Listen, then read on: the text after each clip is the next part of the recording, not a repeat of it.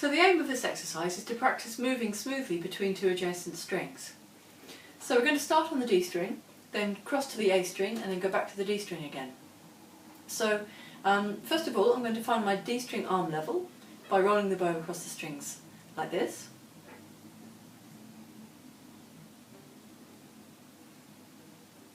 I'm going to stop the bow on the D string, check that my elbow is level with my bowing hand, check that my shoulders are relaxed. Now I'm just going to do some short bow strokes in the upper half on the D string, like this. Now stop the bow, and I'm going to drop my arm down so that it's on the A string, so that the bow rests on the A string. Check that my elbow and bowing hand are still level with each other, so I haven't left my elbow behind on D string level, my elbow's moved with my bow. And then I'm going to do some bow strokes on the A string. Now I'm going to lift my arm back up to the D string, moving my whole arm as a unit, and then play some notes on the D string. Stop the bow again, drop my arm down to A string level, moving my whole arm as a unit from the shoulder, and then play some notes on the A string.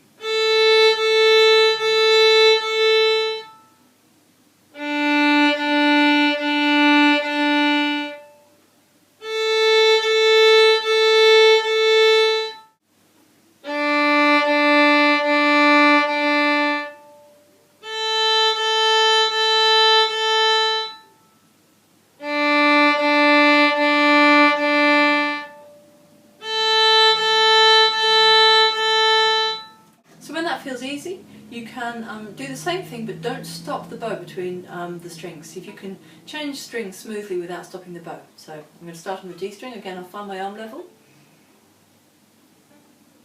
So check my D string arm level. Now I'm going to play 4 bow strokes on the D, then 4 bow strokes on the A. So the important thing is to make sure you're crossing strings by moving the whole arm as a unit from the shoulder, like this.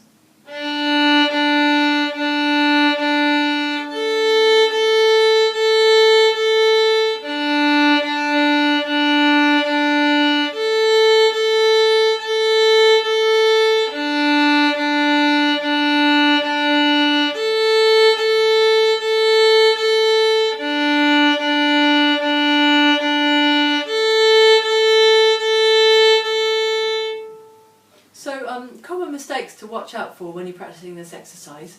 Common mistakes are moving the bow without moving the elbow, like this.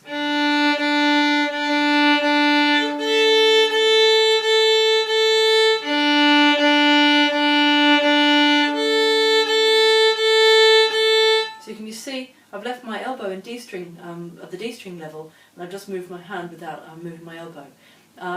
Now that may not look like a big problem just moving between the D and the A string, but when you come to the E, if you do the same thing, you'll find that your elbow is really much too high and it will affect the sound. So always try to keep the same relative position of your elbow and bow, so that the arm is always moving across the strings as a unit, like I showed you in the bow rolling exercise. And the earlier you get used to doing that, the easier you will find string crossings. It's quite hard to undo habits if you get used to keeping your elbow too high. It's quite difficult to undo that habit later. So really pay attention to this right at the beginning, and you'll find it just feels natural. I'll show you the same thing on the G string and the D string. So roll the bow, find my G string arm level, and now I'm going to do some bow strokes on the G and the D string, like this.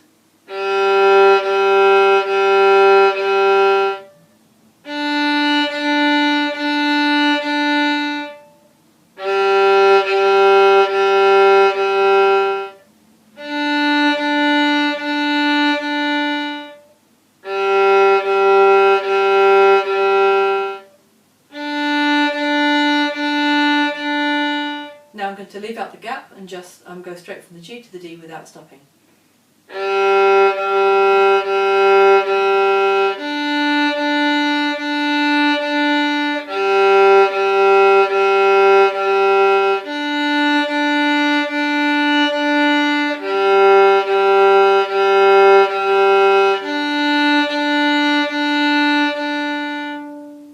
And finally on the A and the E string. So now I'm going to find my A string arm level, check my elbow and bowing hand are level. Now play some notes on the A. And drop my arm to E string level.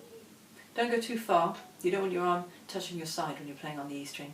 Just go as far as you need to make sure you're not touching the A. So that's about there. Back to the A. Back to the E. Back to the A. Now without stopping.